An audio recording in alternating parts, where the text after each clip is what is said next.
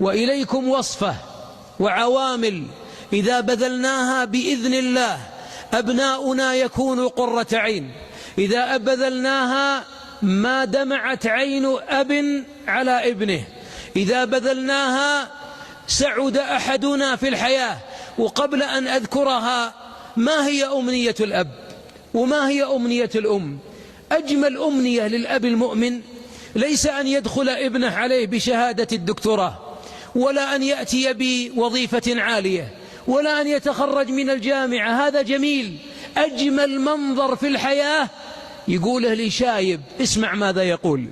يقول: عندي ابن ضال طالح ظالم عربيد فاسق، كل ما دخل طريق قال ولد فلان الله يجعلها في وجهه، اللهم انتقم منه ومن أبيه، اللهم أرنا في أبيه الذي أساء تربيته عجائب قدرتك.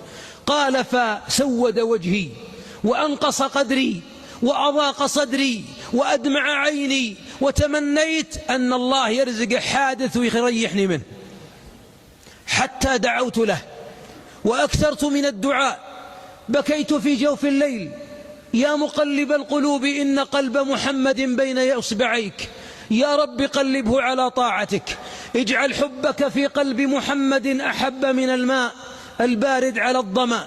وبديت أشكي لله وأبكي.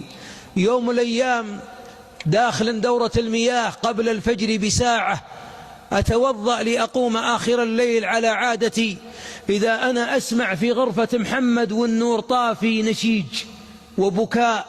فقلت الولد جاه مصيبة، أصيب بصدمة، وقع في كارثة. فتحت الباب، إذا محمد ساجد وهو يبكي يقول: رب ارحمهما كما ربياني صغيرا. فوالله يا نظرة محمد وهو يبكي ساجد أنها تسوى عندي ما على الأرض من النعيم. قبل الله دعائي. أول أقول عساه يتوظف، عساه يتزوج، والحين كنت أقول عساه يصلي.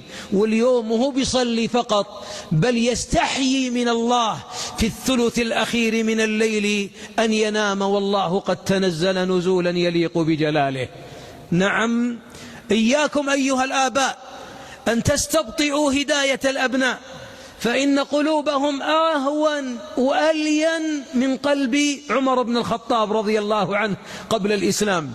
مرة أنا كنت في منطقة من المناطق مملكتنا الغالية، وألقي محاضرة عن الأبناء وصلاحهم، وقلت لهم: أيها الآباء ادعوا لهم، لا تدعوا على الأبناء، فإن